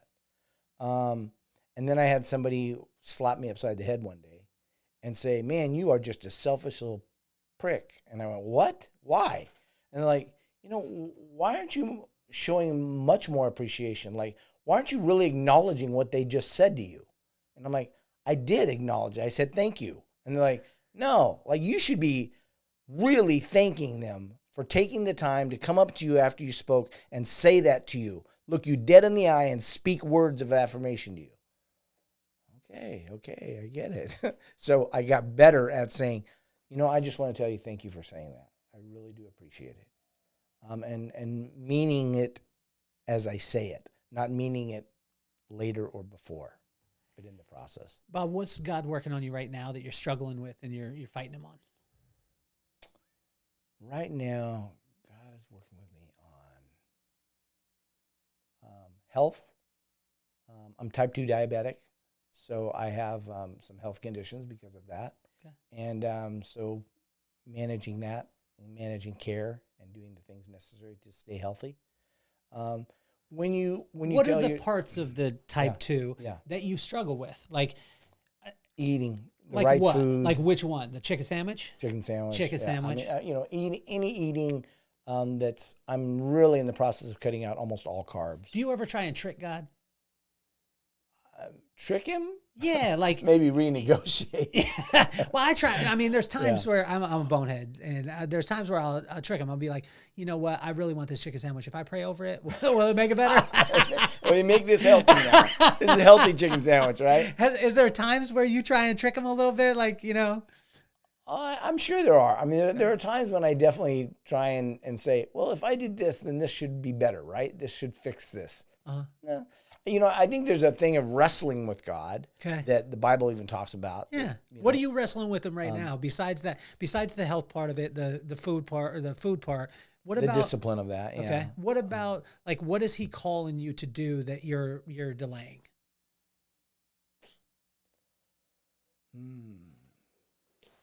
6 months ago, I would have said another book.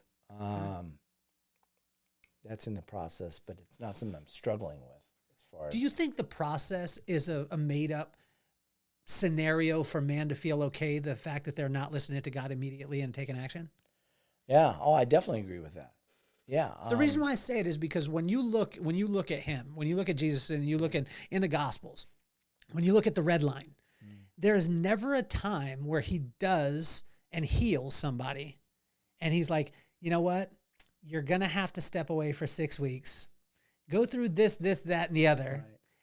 To my knowledge, in studying it, the guy comes up blind, says, hey, I want sight.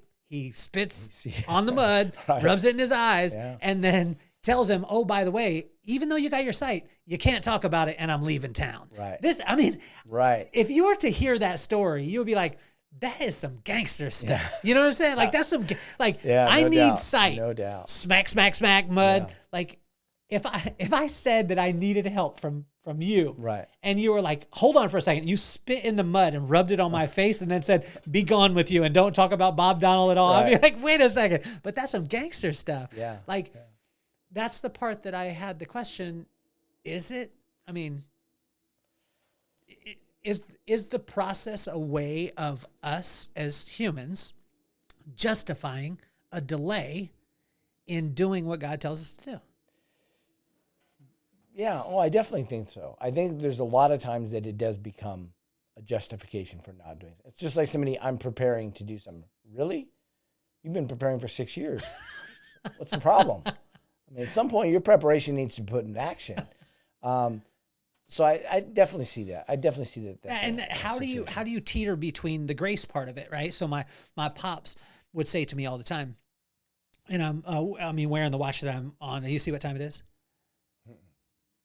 Well, because it's not set, and it's never been set. And it's because it's to help me to realize that I'm on God's time and not man's time. Oh, nice. And they're always different. And they're never, when I want something to happen, it's never when God has it happen. Wow. And he would say that, and I struggled with it. And then as I started to read, I was like, well, is it that God is just super gracious with us as far as hey, you're a bonehead, like me, trying to negotiate with him, pray over the chicken sandwich and still get fatter. And then, you know what I mean? Yeah. Or, I mean, help me with that, help me with that scenario in the fact of how do we how do we teeter with grace then? Right? Because the one side of us, we could say, like, you've been in the process Right. of writing a book for 6 years. Right. Okay, why don't you get up off your Right. and go do it? Right. And then the grace part of it of saying, you'll do it when you're moved to do it. Yeah, I think we have to look at why we're delaying something, right? Are we delaying something for a legitimate reason? Like this book that I'm writing, this new book, it's based on all this information that I've been assimilating for years, 20, 30 years, on human behavior and connecting with human beings. Well, that is, there's still more research I'm doing, still more look. But so asking why am I really delaying this? Is it avoidance? Avoidance, is not the same as resolution. So I don't like that you just said that, Bob, because now I'm going to be held accountable. I'm just going to strike that from the record. It would be like the stenographer. Strike that, objection, sustained, and we'll take. But it's tough. Are there things like that with you where you have a friend that you hear it and you're like, you can't unhear it and you can't unsee it? Yeah. And where you don't want to. Yeah. Oh, yeah. There's lots of things like that, right? What was the last one? Probably,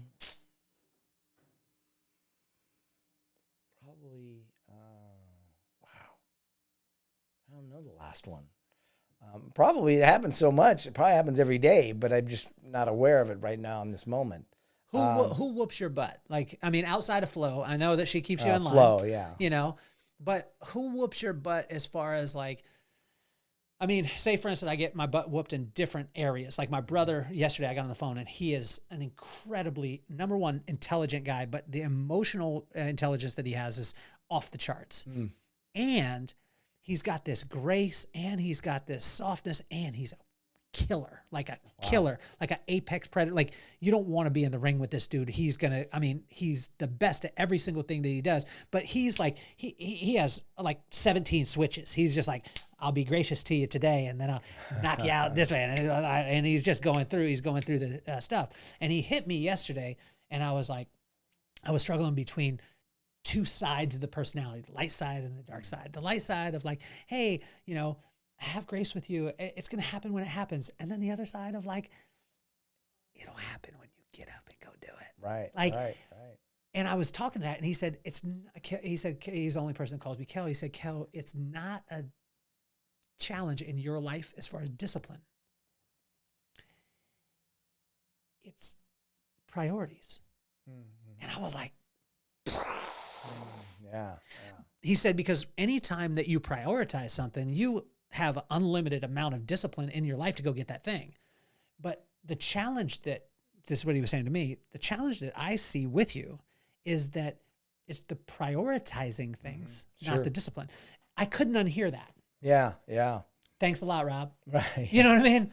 What's the last thing that you heard or you saw that you were like, I wish I could, I honestly, like I heard that conversation yesterday and I wish I could erase it for a bit so I could just wallow in my stuff for a little bit. Boy, man, I don't know this last situation. I mean, it happens a lot though, but when it happens, it's like, but like you said, when it happens, you feel it. It's not just a hearing. There's an emotional response, an emotional connection to it.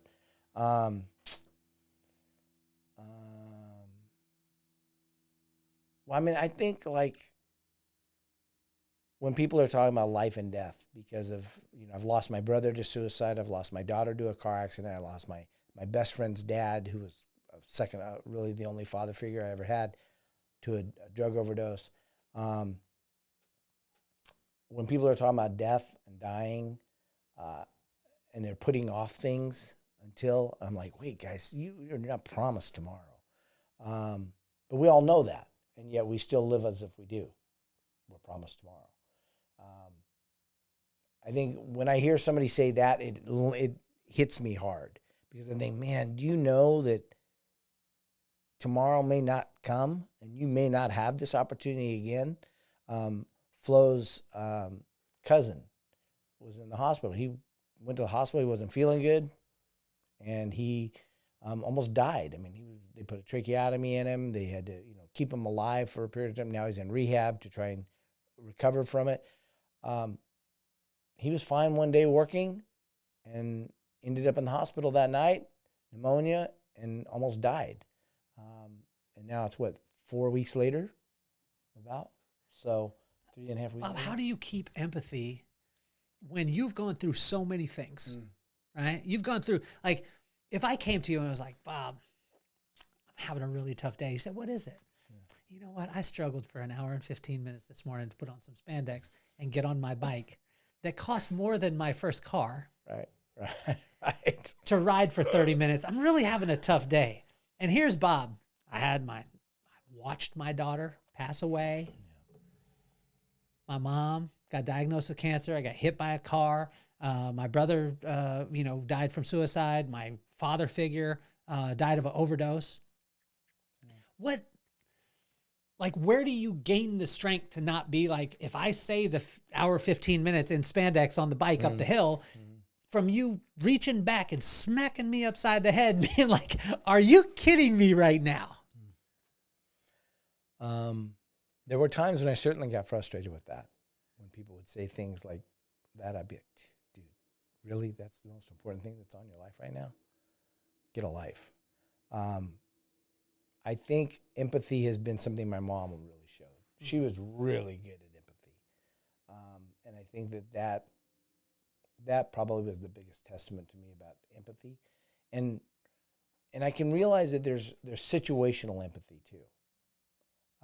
Somebody comes up to me and is really wanting to convince me that putting those spandex were really a pain and it was really a problem. We would have a problem, because you're never going to convince me that that's really a big issue compared to. But it's all perspective. Yeah. In that moment, that was the most important thing to you. You wanted to be able to do that or not, or fight not doing that. No, I want to stay in bed. I mean, let's be real. So it was the most important thing to you in that moment. And I think that's one thing that I've had perspective on, is that just because it's not important to me in this given moment, it can still be important to them in this moment. And it can be the most important thing to them in this moment. So I have to extend grace. I have to extend empathy. I think the empathy is the tough one, though. I think people go, well, I don't want to feel sorry for them. It's not about feeling sorry. It's about understanding why they're feeling sorry. It's understanding, being empathetic towards them. And just because you understand doesn't mean you have to justify or rationalize or believe the story. They can actually have the story, and you can still choose to not buy the story, but you can still be empathetic with why they're feeling a certain way or how they're feeling. Greg said something to me the other day. He said, and it made me struggle. It was one of those things I wanted to unhear again. But Greg has a tendency to do those things. But he said to me, if you have to be right, someone's got to be wrong. Yeah. Help me with that. Agreed. Are you willing? One of my questions I'm always asking myself is, am I willing to be wrong about this? And in willing to be wrong about something, allows for a lot of opportunity to be right by learning some more. One of the greatest things I was blessed with was the ability to ask good questions, ask better questions than what normally are asked of myself or anyone else. And I think in asking those questions, like, am I willing to be wrong about this? Just because I don't understand physics doesn't mean that it's wrong. Just because I don't understand XYZ doesn't mean it doesn't exist. But am I willing to be wrong? In willing to be wrong, then I can say, explain more. Tell me more. I want to learn more about that.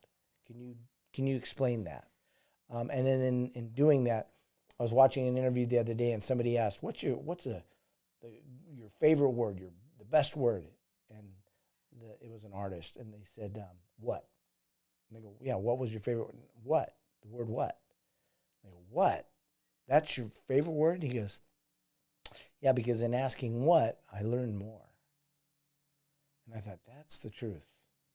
And just being willing to say, I don't know. Help me with that. Give me some more knowledge. Again, asking for help. give me some more wisdom on this because I don't understand everything I need to. I believe that I used to have a whiteboard in my house, and I used to say, how much do you think you own? If this is all the knowledge of a given subject in the world, empathy, for example, how much of this wall is what you know? And everyone would always point to a dot. They'd say a dot. And I'd say, but yet every time you want to learn about empathy, where do you go? You go back to what you already know. What if you start approaching everything by saying, I know nothing, and so I'm going to approach life as what I don't know? That opens up the whole wall versus just the dot that we go back to for the answer. And I think that in asking those questions, being willing to really sit with the question and be willing to sit and listen to the answer. Number one thing I think people really get destroyed over is they say, I know. Yeah, I know. Yeah, I know. I know. Somebody who says, I know, closes the conversation. The conversation doesn't have anywhere to go. I know. Okay, well, if you know, we're done. So asking, what do I not know? What am I willing to be wrong about these things? In connectology, we talk about questions you ask will determine the quality of connection you have. Are you asking the right question? The right question typically is not, what do you do? People ask me, Kelly, Bob, what do you do? I always say, that's not the question. That's the wrong question to be asking somebody when you meet them. Why, Bob? What's a better question? I said, you can, based on your criteria, you can come up with a lot of different questions, but what do you do is not one of them. It's very self-serving. I said, well, like, what do you do? I go, one of the things I do is teach people to not ask, what do you do, as an opening line of question. And in that, people will either fall into my camp or fall out of my camp. And I'm good with either one. But I want to make sure that the line is drawn hard and deep in the sand so it's easy to say yes and easy to say no. How do you continue and consistently keep it as simple as you do? Because when you just broke down, like, connectology, when I looked at it at first, I was like, man, Bob is killing me with this many syllables. But when I met you, you embodied what you were talking about. And there's very few people. There's most people, like, try and build a brand. Mm-hmm. They pick out a word or a mantra. Like, I'll ask people and they'll be like, oh, my mantra is, and then they'll say something. I'm like, my mom had that in Guidepost in the bathroom. You know what I mean? I remember Guidepost. You remember Guidepost? Yeah, Shout out to Guidepost. I want to bring it Absolutely. back. I want to be sponsored. Yeah. First podcast ever sponsored by Guidepost. By Guidepost. Bang. Yeah. Right? But I would be like, that's not yours. Right. I read that. Or I saw it on a bumper sticker like we talked about earlier where we started. And you took this thing and you embody it. If you were to explain connectology, which you did your TED Talk with, which is awesome. It was phenomenal. Thank you. If Maddox was here, 12 years old, and he was like, Dad, which he generally would stop in and be like, can I get a 7 or can I get a Sprite? And can I get some screen time? You've got 45 seconds to explain it to him, and he's got to get it, or they're going to take Flo hostage and you're never going to see her again. Okay. What do you say to Maddox? About connectology? Yes. The time is ticking. The most important thing about connecting with others is to realize that that's truly what every human being is craving. They crave that more than cocaine. They crave that more than any drug out there.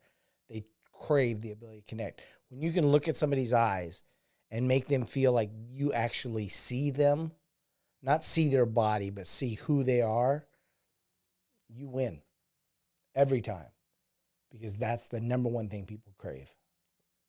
Wow. I think you get to keep Flo.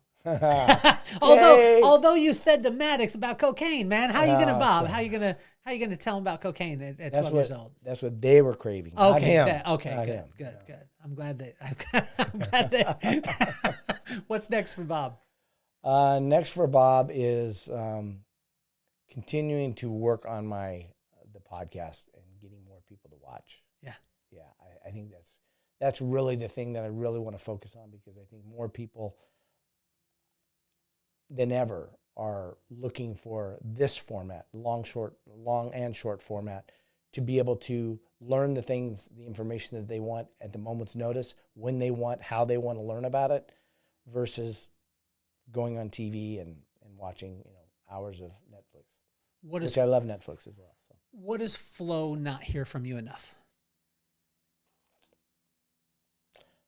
What is she not? For That those I- of you that I watching, understand. he's going to make eye contact with her, so he's going to be looking off into space, but he's actually going to be looking into his lady's eyes. What does she not hear from Bob enough? I understand. No, look at her when you say it. I though. understand. I understand all the hurts, all the disappointments, all the things that have gone on in your life that you thought were going to be one way, turned out differently.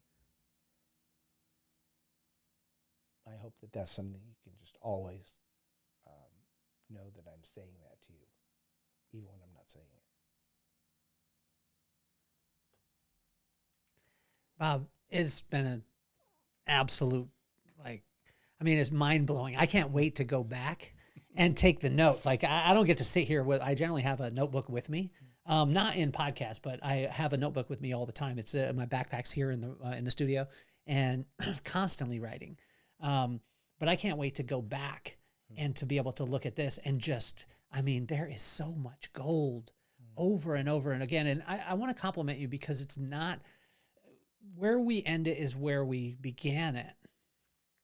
The cliche stuff, you see that from a mile away. Yeah, you do. And what's so nice and refreshing with you is I just see you as not a person who's trying to educate anybody. You're just drawing great things out of people. You're drawing it out of them, and you make it so simple and digestible to people. It's unbelievable, man. Wow, thank you. It's a really, really, really cool thing. You know why I started the podcast? Yeah, Because there's two kids, Maddox and McKenna. And some people destroy their names. So I've had Maddox be called Max and McKenna be called Mackenzie, and they go back and forth. But I started because of those two, because really what I wanted to do, it started with Kids Bop. You know what Kids Bop was? Okay, so Kids Bop is all the popular songs. Okay. And they're sung by kids. So they get Interesting. it's like 7 kids, and they license the music and they go on tour, and you can't go and see like Taylor Swift and Bruno Mars in the same place, but you see Kids Bop and they sing all the pop songs. Oh, interesting. Well, this, fun. the age bracket is probably about 3 to about 10 or 12 Okay. as far as the audience. Okay. But these kids go nuts. Well, my daughter was a huge fan, and she was a huge fan of Kids Bop. She was watching YouTube videos, all these things. Well, we got her tickets to go, and I looked at the tickets, and there was tickets, then there was front row tickets, then there was VIP meet and greet front row tickets, and they were like $100, $175. And I was like, I'm gonna be the best dad in the whole entire world. You know what I mean? I ain't getting Beyonce front row meet and greet, for like 90 million, but I'm going 175, and I'm gonna feel like the greatest dude in the world. So we did this, and we did this a couple of times, and my daughter was so into not only Kids Bop, but this kid named Isaiah Morgan. And she loved him. Amazing artist, and we went to a bunch of them. And then we finally went to the Honda Center. And one of my friends, Connectology, one of my friends, I said that, hey, you're going to need to get a new job because she's a choreographer. And she said, why? Because she was doing the choreography for Britney Spears. Oh. And I said, you're going to need to get a new job. She said, why? I said, because you're going to need to become the choreographer for Kids Bop. And she said, you're joking, right? And I said, no, I'm not joking. She's like, you do know that my best friend is the choreographer for Kids Bop, right? Wow. So we not only bought front row, but so she would do the meet and greet and meet this kid, Isaiah, for like the second or third time. Oh, cool. But also I set up with the choreographer to have a special meet and greet with just him. Well, we get there, and I don't tell my daughter, and we go backstage, all the stuff, and then I get the call, and the call is like, oh, my friend is not there. We're not going to be able to do it. And I'm like, I'm glad I didn't tell my daughter. Yeah. But then we're sitting in the front row center. I'm just watching people. 6 people walk in. They're adults. They have no kids. And I'm like, they're either in a van with no windows or they're parents of somebody in the whatever. So I start watching them the whole time. My daughter's watching Isaiah do solos, whatever. Every time a kid does a solo, they cheer. But when they see Isaiah, they cheer even louder. I'm like, that's his family. So I had this fork in the road when we got done. I can walk over to these people, talk to them, and they could shut me down. Or I could just continue on my normal life path with my daughter. let me take a chance. So I walk over, and this dude has arms the size of my legs, probably my waist. And I reached over and grabbed his arm, and I said, hey, you know, are you guys Isaiah's family? And he looked down at his arm that was the size of my waist with my hand on it. And I thought, and he's like, he didn't say anything. He just turns, and he's like, Harlan. I was like, I'm in trouble. Uh-oh. He said, Harlan, come over here. And I said, you know, are you, to the guy with the big arms, I said, are you guys Isaiah's family? Because my daughter's a huge fan. We've been traveling around to be able to see him, all this stuff. And he's like, Harlan, come here. Harlan walks over, and he tells Harlan the story of what I just said. And Harlan looks, and he's got a scowl on his face, and he said, anyone who's a fan of my son is a friend to me. And I was like, wow. And he said, wow, that's cool. Is there any way that my son could FaceTime your daughter tomorrow? I was like, give me your number now. And he's like, well, give me your number. And I was like, well, give me your number and I'll text you. So then that way I'd have it. Right. Come to find out, he does it. She FaceTimes with him the whole nine. How cool. And when she got off the FaceTime with him, I grabbed my daughter and I pulled her close, and she was probably 9 years old. And I said, the reason why I did this. And she said, I know, Daddy, because you wanted me to see that this was just a kid who was working his gifts. He's not a superhero. Wow. And so when I started off with the podcast, it was a journey of being able to take the icons of the world like the Bob Donnells and expose my kids to them. Yeah, and now you're not Bob Donnell.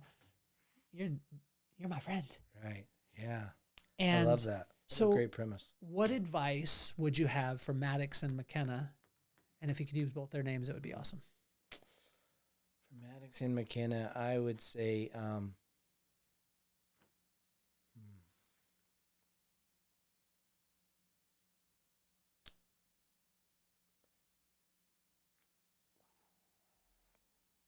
I knew this question was coming, and I still was drawing a blank.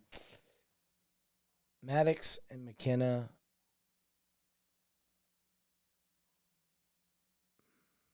understand that that when life deals you blows, that you have opportunities within those, but it's going to require a lot of work. It's going to require a lot of effort, and it's going to require a lot of heart to make it happen. But you guys have a great role model already. So I'd say your role model's in good standing. You're in a good place right there. But he can tell you everything. He can show you everything, and you can still do nothing with it. Or you can choose to do something with it. Do something with it. Bob, how can people, I mean, every person that's listening or watching wants more Bob now. Flo is like, look, there's only so much Bob, and I'm taking him. That's what she's saying. But is she? in my experience, it's like people just want more. Like they want more. We're gonna have all the links in the bio and all those things. What's the best way to connect with you? I'm on all social medias. Instagram, the Bob Donnell. Facebook, Bob Donnell. Emails, Bob at Everything Next Level. Any of those are fine. If you want to just shoot a text, I'll respond to text, 949-542-6398. I'm going to put it in the bio. 949-542-6398, yeah. Yeah, and I'd love to stay connected. So. What would be your ask as far as, like, when people ask me this all the time, they'll be like, what's your ask? What can I do? And I'm like, honestly, just be my friend. Yeah. Like, if you're my friend for the rest of your life, like I told you, right, then I'm not in a rush for anything to happen. Yeah. I love that approach. What's Bob's ask? My number one ask is to not jack up your name. You've allowed me to jack up your name the whole entire podcast. You realize that? Donnell? Didn't dawn on me. Donnell? Yeah, Donnell. I said Donnell. Okay, it's Donnell. Yeah. Donnell. Yeah. You just changed it. I did. Yeah, you said it Donnell, and then you just changed it in the mid. Do you change it a lot, Doc? Yeah. You do? Yeah. Okay. I get called Don a lot too Don. because of my last name, Donnell. People Okay. will go Don.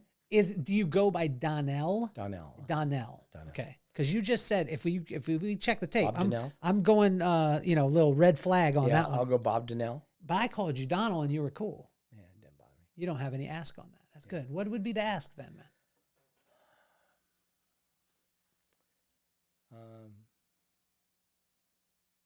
I love the word grace. Mm. Just to extend grace to people. Extend grace. I mean, extend grace to me. I think that's the number one ask. Just extend grace to people.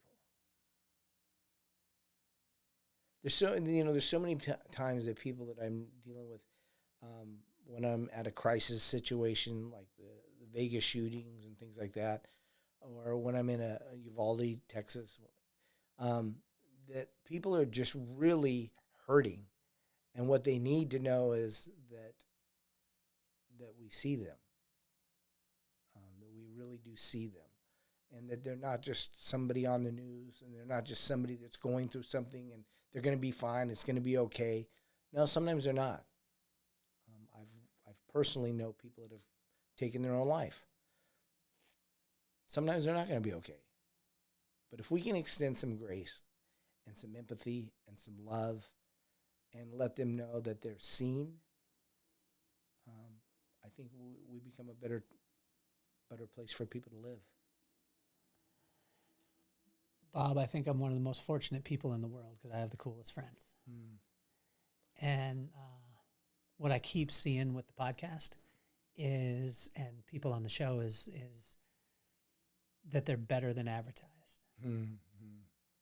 The way that Troy Hoffman advertised you was phenomenal, but it doesn't do you any justice. Wow, thank you. Appreciate that. And I want to compliment you because most of the time, and I've been very fortunate with this with the show, is seeing someone up close. Sometimes you don't want to, because when you get closer, you're like, it would have been good from a distance. Right. But I want to compliment you on that. It's been an absolute pleasure. For all of you out there that are listening, watching, subscribe on YouTube. It helps my son to think I'm cool. You are cool. But for all of you who have been riding with us, the Genos of the world, Wayne Freeman, since the very beginning, my brother watches every episode. He's one of the top attorneys in Vegas, and he turns it on his TV in his office, and he watches the podcast. That's awesome. And for me, if my brother gave me a thumbs up, I wouldn't care. I mean, we're good. We're good. But, I want to thank every one of you out there that has been riding with us since the beginning, the iterations, and sharing and helping us to get in the top 1% globally. And it's been an honor and a pleasure. And I want you all that are listening and watching to know that I will continue to stay committed and locked into why we started this thing in the first place. And that was to, help not only my kids, but people not to worship idols, but just be inspired by icons like Bob Donnell. Now I say it right. Donnell. There we go. I got it. Bob, you're incredible, man. I can't wait. Well, I say I can't wait, but we're going to be friends for the rest of our lives. So you're locked in. You can't get rid of me.